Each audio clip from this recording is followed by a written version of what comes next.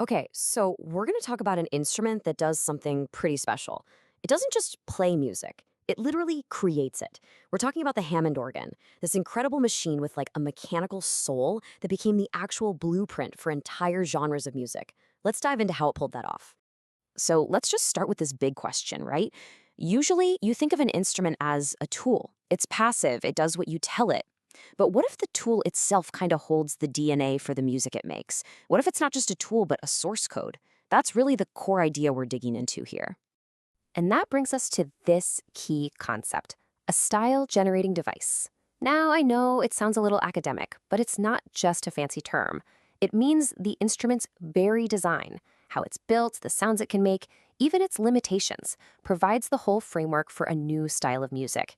And we're going to make the case that the Hammond organ is, well, the perfect example of this.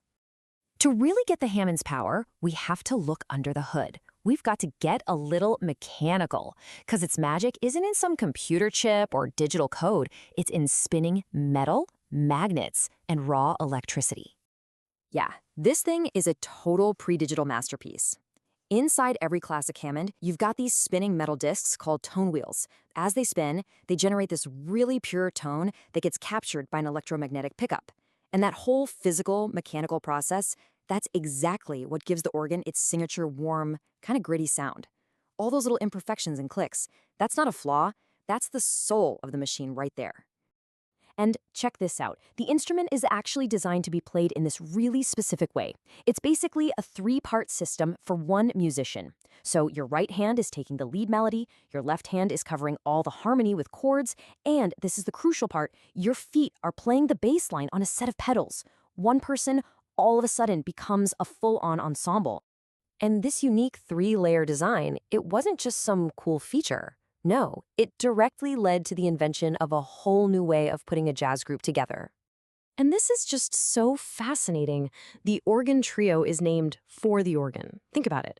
We don't really call a jazz trio a piano trio because the piano is just one voice among equals. But in an organ trio, the Hammond is the whole foundation. The organist is covering bass, chords, and texture, which frees up the other musicians to explore in totally new ways. This chart just makes the difference crystal clear. Look, in a traditional piano trio, you need a dedicated bass player. It's essential.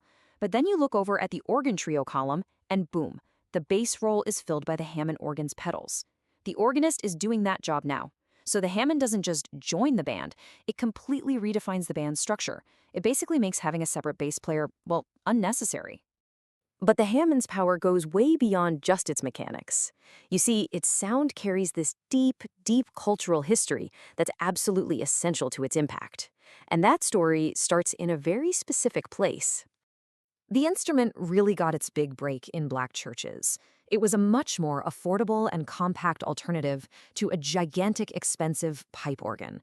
And its sound was just perfect for that dynamic style of worship. It could swell up right along with the preacher's sermon and get into that powerful call and response with the congregation. It became the sound of that experience. And this created this incredible, fascinating tension within the instrument's sound. In church, on Sunday morning, it was the voice of God, right? It was channeling spiritual ecstasy. But then you take that exact same groovy, bluesy sound into a smoky club on a Saturday night, and all of a sudden it's the devil's music. It holds both of those things at once, the sacred and the profane, often in the very same notes. This is exactly why the Hammond sound is so much more than just a tone. It's like a cultural archive on tape. So when you hear that sound on a soul jazz record, you're not just hearing an instrument. You're hearing the echo of the church pew on the sticky floor of a nightclub. It's all in there. So, okay, we've got the mechanics, we've got the deep cultural history, but how do musicians actually get expression out of this thing? Especially when, unlike a piano, the keys aren't touch sensitive. Pressing harder doesn't make it louder. Well, it all comes down to the player's physical touch. Organists have this whole physical toolkit they use to make the instrument sing.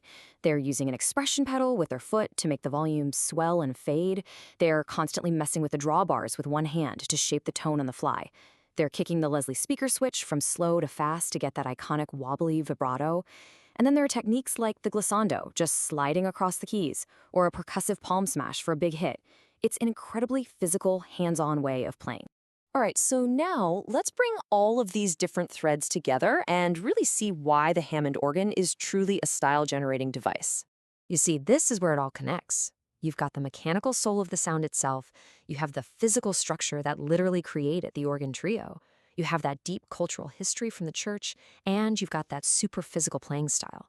When all those elements come together, the Hammond just stops being an instrument. It becomes the entire recipe for a new kind of music. There's this one quote from the material that just nails it perfectly. It says that when a Hammond is on stage, a formal framework is summoned almost automatically. In other words, just its presence sets the scene. Before a single note is played, you already know the kind of groove, the kind of history, and the kind of feeling you're about to get. So the next time you hear that unmistakable, swirling sound of a Hammond organ, I want you to listen a little closer. Because you're not just hearing notes, you're hearing a mechanical process, a deep cultural journey, and an entire framework for music, all being summoned at once. So that leaves us with this final thought. The Hammond organ literally built its own musical world around itself. So what other instruments out there have that same kind of power? The power not just to play the music, but to actually define it from the ground up. It's a fun thing to think about.